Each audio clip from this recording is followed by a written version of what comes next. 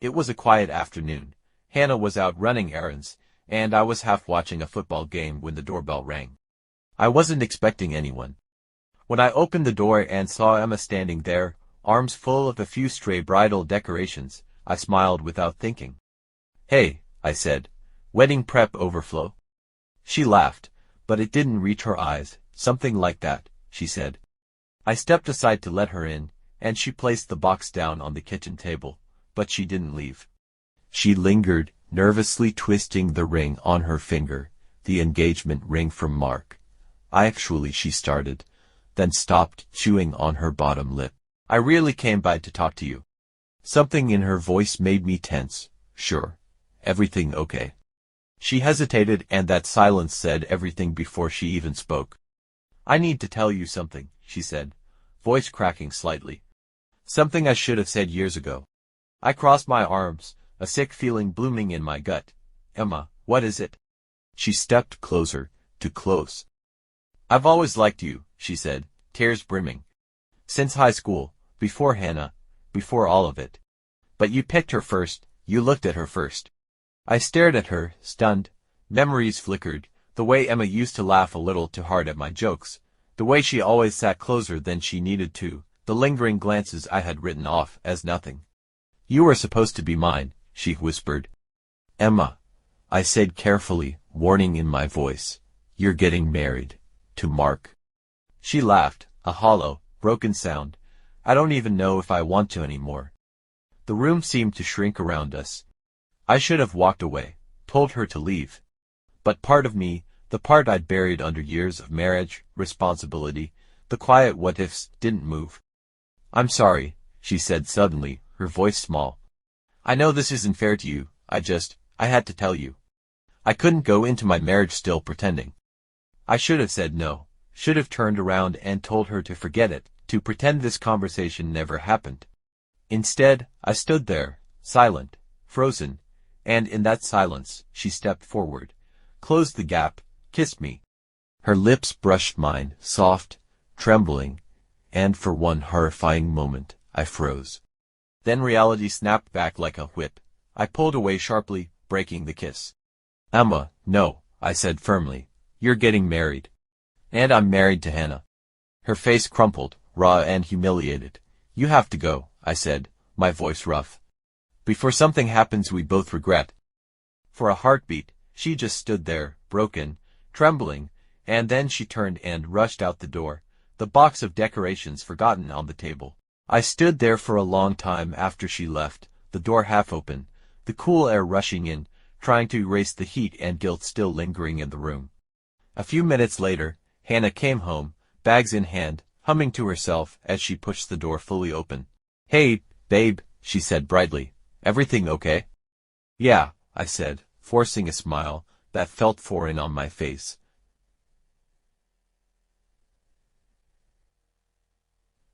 "I'ma just drop some stuff off." Hannah smiled and leaned up to kiss me on the cheek, oblivious to the chaos that had almost destroyed everything. I kissed her back, longer, tighter than usual, swearing silently that I would never let anything come between us again. Days passed, but the memory didn't. It gnawed at me, the look in her eyes, the way her hands shook, the weight of everything she'd left unsaid for years finally crashing into the light. I told myself to leave it alone. I told myself it was over. But late one night, lying awake beside Hannah's sleeping form, the urge was too much. Maybe I owe her a real conversation, I thought. Closure, clarity, something. Against my better judgment, I grabbed my phone and opened our old group chat, scrolling until I found her name. I hesitated, then typed, "Hey, are you okay?" The message hovered there, unsent, for a long, painful second. Then I pressed send before I could change my mind. The 3 blinking dots appeared almost immediately. She was there, waiting. Then her reply came. "I'm not okay. I don't think I ever was." I stared at the screen, heart pounding. I didn't know what I expected, anger, regret, silence, but her words cracked something open inside me. I typed, "Do you still want to marry Mark?" Another pause, longer this time. Then, "I don't know anymore. After the other day, it just feels wrong. Like I'm lying to everyone." I squeezed the phone tighter, feeling the weight of her sadness through every pixel. I started to write something stupid about how time heals, about how she should think about Mark, about how what almost happened didn't mean anything. But I stopped. Because it had meant something. It had meant too much. Instead, I typed, "I care about you, Emma. I always have, but we can't destroy everything because of one bad moment. You deserve happiness, so do I, and it's not with each other." I sent it. It felt final, heavy, like dropping a stone into deep water. Her reply came slower this time, almost hesitant. "I'm sorry, for everything. I'll figure it out."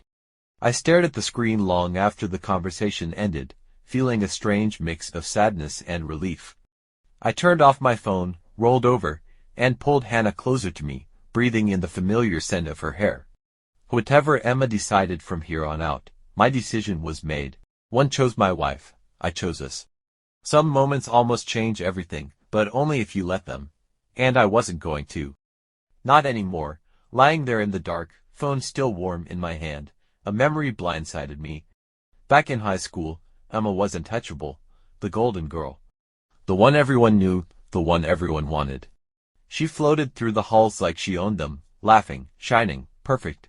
Me, I was just the guy who blended into the crowd. Not invisible, but not remarkable either. I never dared to ask her out, not once. She was out of my league, the kind of girl who dated the football captain or the guy with the new car, not someone like me. So I never tried. I set my sights somewhere safer, somewhere I actually had a chance. Hannah. Hannah, with her quiet smile and nervous jokes. Hannah, who looked at me like I mattered when I felt like no one else did. She wasn't flashy. She wasn't the girl everyone chased, but she was real. And she became my whole world without even trying. Maybe that's why Emma's confession shook me so hard. Because it forced me to face a truth I hadn't admitted even to myself. There had been a time, long before Hannah, long before life got complicated, when a part of me wanted Emma. When a part of me believed I wasn't good enough for her. And now, years later, she stood there telling me she had always wanted me, too. It was cruel in a way. Fate's sick joke, showing me what could have been after I'd already built a life with someone else. The guilt settled in deeper the longer I lay there. It wasn't just about me. It wasn't just about Emma. It was about Hannah, about everything she trusted, everything she believed in. Hannah and Emma weren't just friends. They were like sisters. Since high school, they'd been inseparable, finishing each other's sentences, celebrating each other's victories, crying through each other's heartbreaks. I had seen them together 1,000 times, laughing until they couldn't breathe, leaning on each other when the world got too heavy. Hannah trusted Emma the way family trusts family, and she trusted me the same way. If she ever found out what happened, even if it was just that one stolen moment, it wouldn't just be a betrayal of our marriage. It would shatter everything she thought she knew about the two people she loved most. The weight of it crushed me. I had always thought I was a good man, loyal, honest, but standing there in the kitchen that day, I had faltered.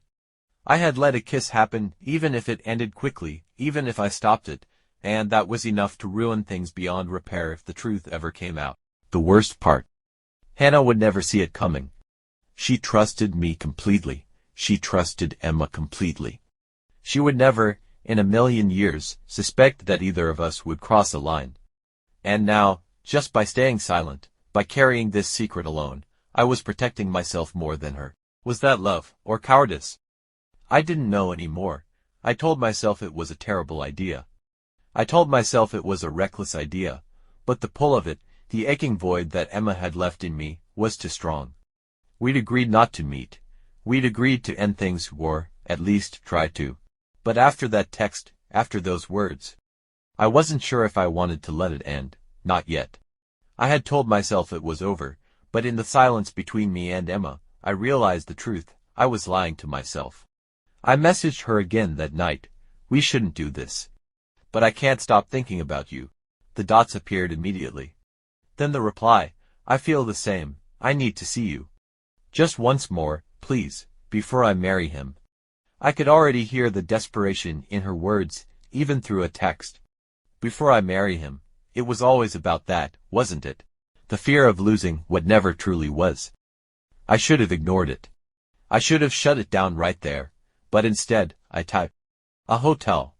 halfway between us, tomorrow. I just need to see you one last time. I stared at the message before hitting send, the weight of it settling deep in my chest.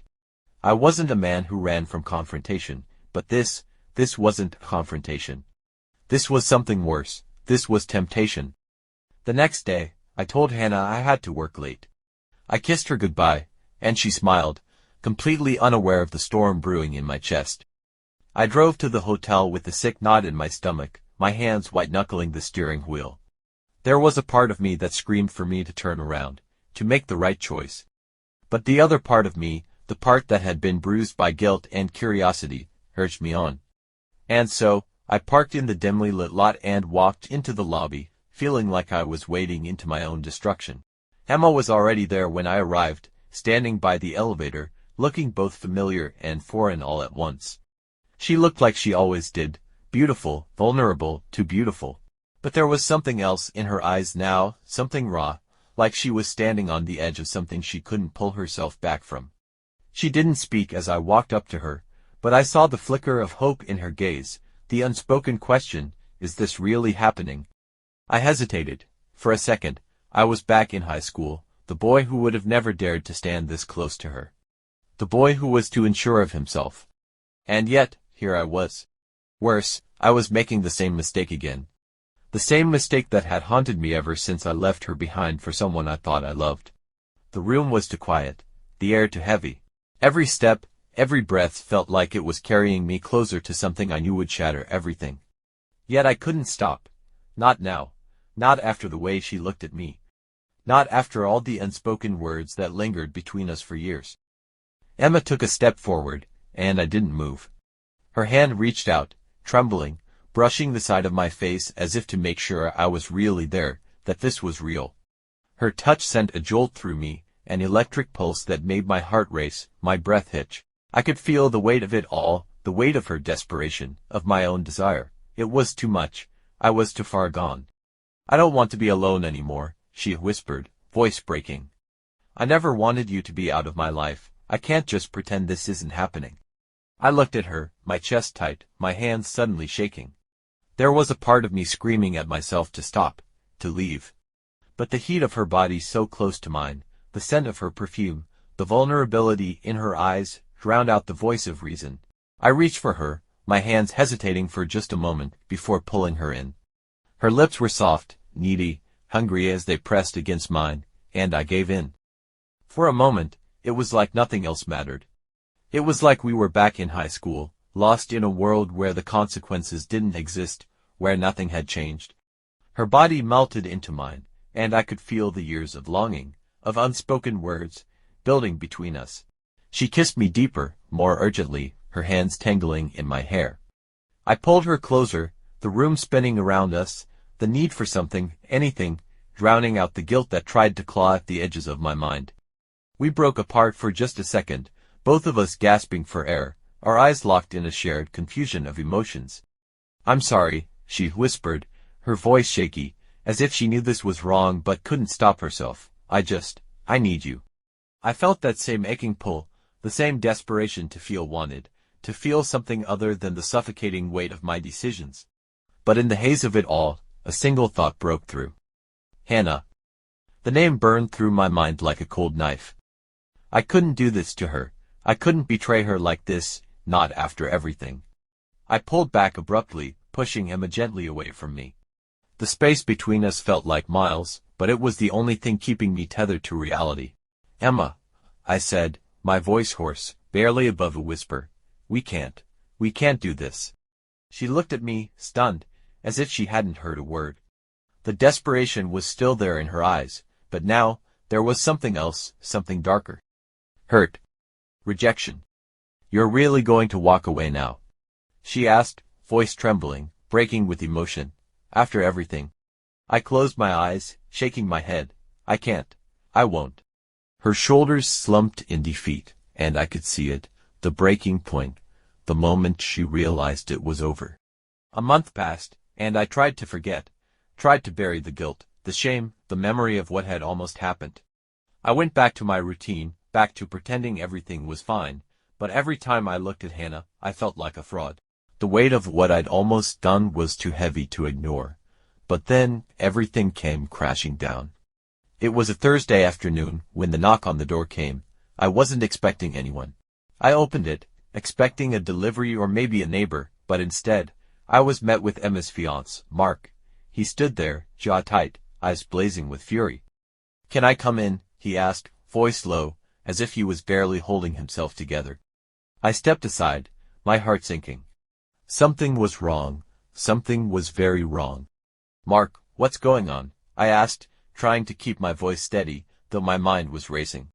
He didn't answer right away. Instead, he pulled out his phone and showed me a series of texts from Emma. My stomach dropped when I saw them. In the messages, Emma had painted a picture of me that was nothing like the truth.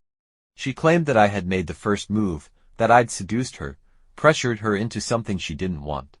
She said I'd blackmailed her, that I had forced her into a hotel room and taken advantage of her. She told Mark everything, twisting the truth so thoroughly that what she described sounded like an entirely different man. A monster.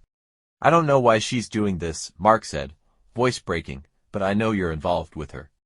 And now my whole world is falling apart." I could barely breathe as he spoke, the walls closing in around me. I had no idea where this was going, how this had gone from a secret, one-time mistake to a full-blown, twisted accusation. Before I could speak, the door opened behind me. Hannah stepped in, her face pale, her eyes wide.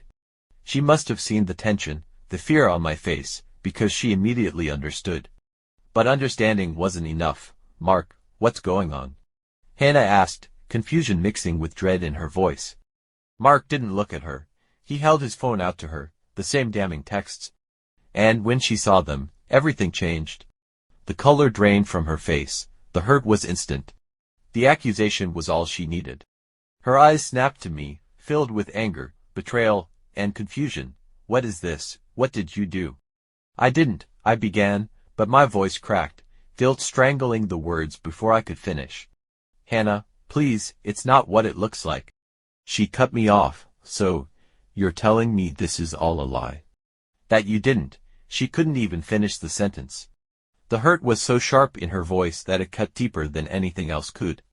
"I didn't do it," I shouted, desperation flooding my chest. "I swear, I didn't force her. I didn't." Emma's voice, suddenly sharp and cold, cut through the room. She had walked in behind Hannah without me noticing. Her eyes were red, her face flushed, but the look on her face was the same one I had seen a month ago, the same one full of anger and accusation. "Don't listen to him, Hannah," Emma said, her voice low but clear. "He made me feel like I had no choice. He pushed me. He trapped me. And now he's trying to act like the victim." Hannah froze, her gaze shifting between Emma and me. Her hands trembled. "Emma, is this true?" "I was just trying to get away from him, but he wouldn't let me go," Emma continued, playing her part like a pro.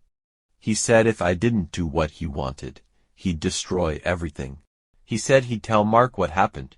He said he'd—" She trailed off, wiping her eyes dramatically, as if the tears she shed were enough to convince everyone. I was paralyzed. I couldn't find the words to explain myself, to undo the damage she was doing. Because, for the first time, it was clear.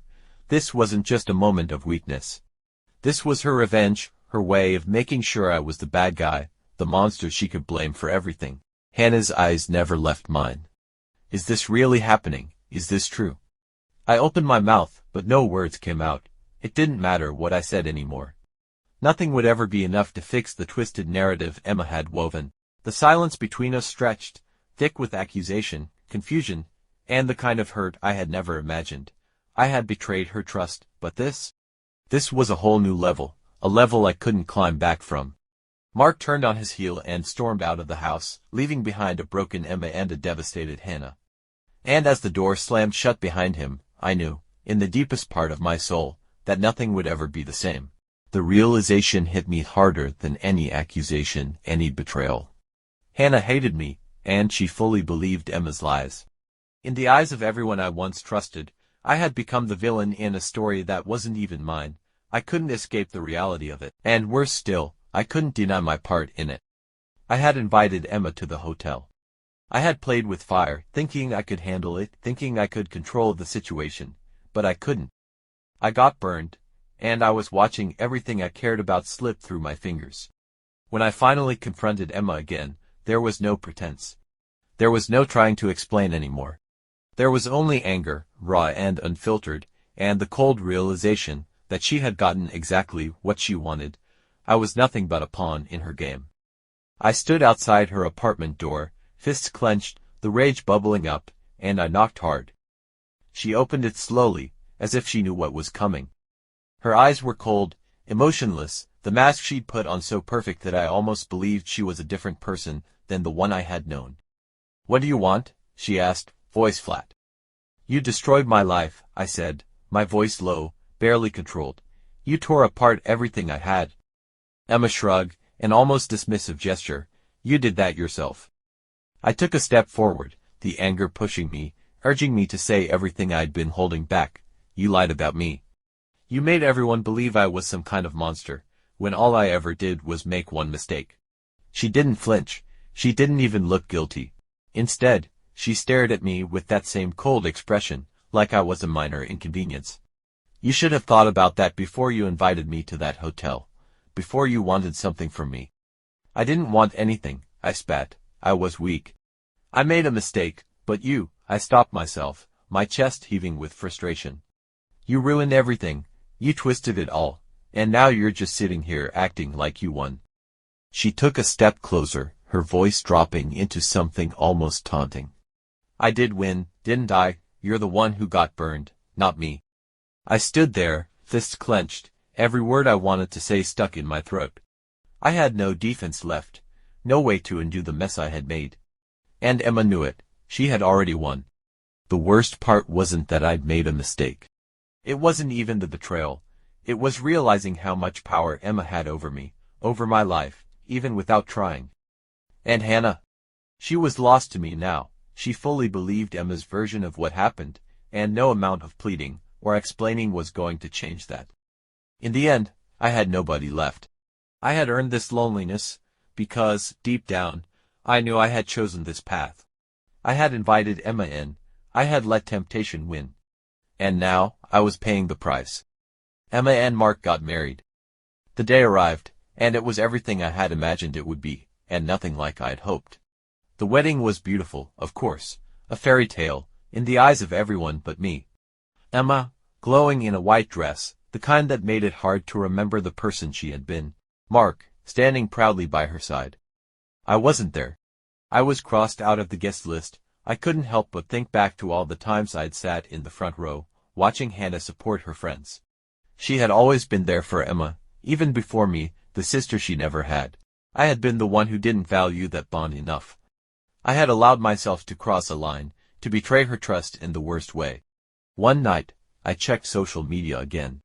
I had tried to avoid it for weeks, but there was something about the wedding that still haunted me, and there it was. A picture of Emma and Mark, locked in a kiss at their wedding reception. And standing beside them, with a radiant smile, was Hannah. The maid of honor, the woman who had once been my everything. And it cut deep. Deeper than I had ever imagined.